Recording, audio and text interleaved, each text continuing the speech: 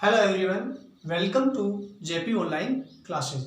जैसा कि हम जानते हैं, हमारे देश की तकनीक, विज्ञान, सुरक्षा आदि क्षेत्रों में युवाओं का महत्वपूर्ण योगदान रहा है। इन्होंने देश की प्रगति में अपने विवेक, आत्मिक शक्ति और अदम्य साहस का परिचय दिया है। इन्हीं युवाओं की श्रेणी के इतिहास में अनेक युवा हैं जिन्होंने देश की सेवा के लिए अपने आप को समर्पित किया है। उन्हीं युवाओं में आज हम स्वामी विवेकानंद के जीवन के परिचय का अध्ययन करेंगे। पाठ के आधार पर स्वामी विवेकानंद का जीवन परिचय देखिए। हमारा देश सदियों से महापुरुषों की जन्म और कर्मभूमि रहा है। कहने का मतलब है कि हमारा जो देश है वो कई सालों से महापुरुषों की जन्म और कर्मभूमि रहा है। कर्मभूमि का मतलब होता है जिस भूमि पर हम रहकर कार्य करते हैं। इस पवित्र भूमि पर कई ऐसे मनीषी पैदा हुए जिन्होंने भारत की नहीं अपितु पूरी दुनिया को राह दिखाई। इस भारत भूमि पर ऐसे विचारक या ज्ञानी व्यक्ति हुए हैं जिन्होंने भारत को नहीं पूरे संसार को प्रगति के पथ पर आगे बढ़ाने के लिए रास्ता दिखाया है। ऐसे ही महापुरुषों में स्वामी विवेकानंद का नाम अग्रगण्य है। इसी प्रकार इस धरती पर प्रत्येक व्यक्ति को आगे बढ़ाने के लिए, अपना देश के विकास के लिए जो भूमिका निभाने के लिए ऐसे महापुरुष पैदा हुए हैं। उन्हीं महापुरुषों में हमारे भारतवर्ष में स्वामी विवेकानंद का जन्म हुआ, जो सबसे आगे रहे हैं। अर्थात अग्रगण्य जो शब्द है उसका अर्थ होता है समूह में सबसे आगे, अर्थात उन्होंने भारत के विकास के लिए अपनी अहम भूमिका निभाई। वे एक संत के साथ साथ समाज सेवी और लेखक भी थे। यानी स्वयं संत तो थे ही, लेकिन वे समाज की सेवा भी करते थे और लिखने का कार्य भी करते थे। उनका जीवन आज भी लाखों युवाओं को प्रेरित करता है। उनके द्वारा दिए जाने वाले ज्ञान के आधार पर और बहुत सारे यानी लाखों की तादाद में युवा आज भी प्रेरणा लेते रहे हैं। स्वामी विवेकानंद का जन्म 12 जनवरी 1863 को कलकत्ता में हुआ था। यानी पाठ के आधार पर यह बताया गया है कि स्वामी विवेकानंद का जन्म 12 जनवरी 1863 को कलकत्ता में हुआ। आजकल कलकत्ता का नया नाम है कोलकाता। बचपन में उनका नाम नरेंद्र नाथ दत्त रखा गया। लोग प्यार से उन्हें नरेन कहते थे। यानी जब छोटी अवस्था थी तो लोग उनको नरेंद्र नाथ दत्त के नाम से पुकारते थे। इसके अलावा उनको नरेन भी कहा करते थे। उनके पिता का नाम विश्वनाथ दत्त और माता का नाम भुवनेश्वरी था। यानी इनके माता पिता का नाम यानी पिताजी का नाम विश्वनाथ दत्त और माताजी का नाम भुवनेश्वरी देवी था। विश्वनाथ दत्त कलकत्ता हाई कोर्ट के एक सफल और नामी वकील थे। यानी इनके पिताजी जो थे वो क्या काम करते थे? वे कलकत्ता हाई कोर्ट में एक बहुत ही जाने माने और प्रसिद्ध वकील थे। वे अंग्रेजी और फारसी के ज्ञाता थे। वे अंग्रेजी और फारसी के जानकार थे। ज्ञाता शब्द का अर्थ होता है जानकार, अर्थात अंग्रेजी और फारसी अत्यधिक रूप से वे जानते थे। नरेंद्र नाथ बचपन में बहुत शरारती थे। बताया जाता है कि नरेंद्र नाथ थे यानी स्वामी विवेकानंद बचपन में ही बहुत ही शरारत किया करते थे। इस कारण लोग इन्हें शंकर जी का गण कहते हैं। अब जो एक गण शब्द है, एक गण क्या होते हैं? गण, अब मैं कुछ गणों के नाम बताता हूँ। ये गण थे भैरव, वीरभद्र, मणिभद्र, चंदसी, नंदी, श्रृंगी, भरगिरभटी, साइल, गोरका, घंटाघर, जय और विजय।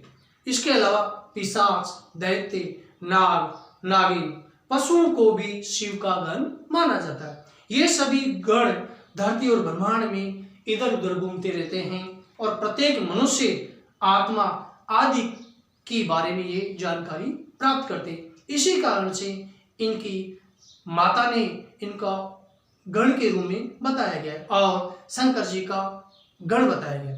उनकी माँ कहा करती थी कि हमने भगवान शिव से बेटा मांगा था। यानी बताया जाता है कि उनकी माँ ने, भुवनेश्वरी ने और शिव से ने बेटा मांगा था, लेकिन उन्होंने तो बेटे के रूप में अपना अपना गण ही भेज दिया, यानी बहुत सारे शिव जी के गण हुआ करते थे, उन्हीं में से ये एक गण भेजा था।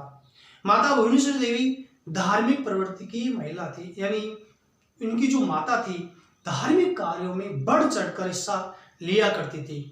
इन्हें महाभारत, रामायण और अन्य पौराणिक कहानियों में महारत हासिल थी, यानी माता भुवनेश्वरी देवी को महाभारत है, रामायण, अनेक जो पुराणों की जो कहानियां हैं उनको याद करने का बड़ा अभ्यास था और ये बार बार अपने बच्चों को परिवार में बताया करती थी। वे अंग्रेजी की भी अच्छी ज्ञाता थी, वे स्वयं भुवनेश्वरी देवी को अंग्रेजी का भी ज्ञान अच्छी तरह था।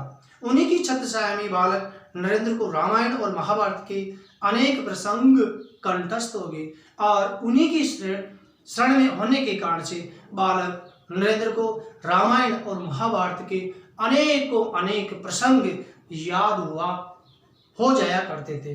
बालक नरेंद्र बचपन से मेधावी और जिज्ञासु थे, यानी बचपन से शुरू से और आप बुद्धिशील और हर चीज को जानने के प्रति इनमें और इच्छा जाहिर थी। नरेंद्र की प्रारंभिक शिक्षा घर पर ही हुई थी, यानी आपकी जो पढ़ाई थी, शुरू की जो पढ़ाई थी वे घर पर ही प्रारंभ हो गई थी। इसके बाद वे विभिन्न स्थानों पर शिक्षा प्राप्त करने गए। उसके पश्चात शुरू में इनकी जो शिक्षा थी, शिक्षा दीक्षा घर पर ही प्रारंभ हुई। उसके पश्चात कई स्थानों पर शिक्षा प्राप्त करने के लिए चले गए। बीच में कुछ समय उनकी शिक्षा में व्यवधान भी है, बीच में किसी प्रकार की रुकावट आएगी या किसी प्रकार की परेशानी, लेकिन प्रतिभाशाली नरेंद्र ने उस कमी को अपनी मेधा से पूरा कर दिया, यानी किसी व्यवधान होने के कारण से वे इतने प्रतिभाशाली थे कि वे अपनी पढ़ाई को धीरे धीरे लगातार जारी कर रखे। कुश्ती, व्यायाम, दौड़, मुक्केबाजी, घुड़दौड़, तैराकी आदि इनकी शौक थे। यानी बचपन में आप विभिन्न प्रकार की जो ये कार्यक्रम हुआ करते थे, जैसे कुश्ती लड़ना है, व्यायाम करना है, दौड़ना है, मुक्केबाजी करना है, घुड़दौड़ करना है, तैराकी करना इत्यादि इनकी बचपन से ही इच्छा थी। उनका स्वास्थ्य और शरीर बहुत अच्छा, सुंदर और आकर्षक, यानी देखने में भी उनका जो शरीर था बहुत ही प्रभावशाली था, सुंदर था और आकर्षक था। लोग उन्हें देखते तो देखते ही रह जाते, अर्थात इतने सुंदर थे तो लगातार आश्चर्यचकित हो जाते थे कि कितने सुंदर है, प्रभावशाली है। उन्होंने स्नातक की शिक्षा प्राप्त की थी, यानी स्नातक अंग्रेजी में कहते हैं बीए और बीएससी और बीकॉम कहा जाता है। उस समय तक उन्होंने पाश्चात्य और भारतीय संस्कृति का विस्तृत अध्ययन कर लिया था, यानी जब आपने स्नातक की शिक्षा ग्रहण की तो उन्होंने पश्चिमी देशों में और हमारी जो भारतीय संस्कृति है उसका जो गहरा जो अध्ययन करना था उन्होंने कर लिया था। दार्शनिक विचारों के अध्ययन में उनके मन में सत्य को जानने की इच्छा जागृत थी, दर्शन शास्त्र के आधार पर। और उन्हें जब दर्शन शास्त्र का अध्ययन किया, अध्ययन करते ही और उन्होंने अपने मन में कि सत्य क्या होता है, सत्य क्या है, उसके बारे में जानकारी प्राप्त करने के लिए इनके मन में विभिन्न प्रकार की इच्छाएं पैदा हुआ करती थी। अब में जो पाठ में आए पैराग्राफ है, जो कठिन जो शब्द है उनका मैं सरलीकरण श्वेत पट में बतला रहा हूं। पहला शब्द है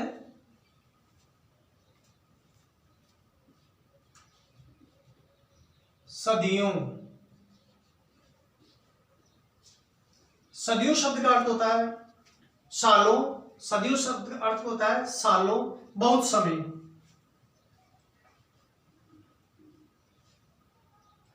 कर्म भूमि, यानी वह भूमि जिस पर रहकर काम करे।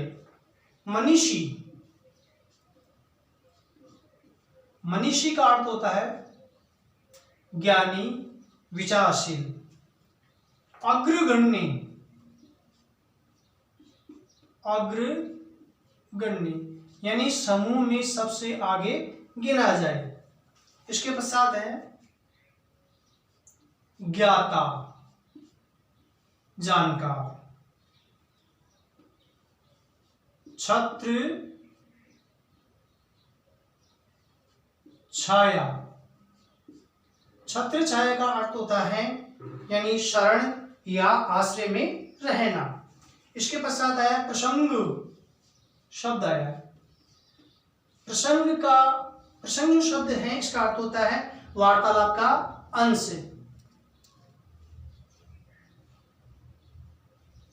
अगला शब्द है कंठस्थ।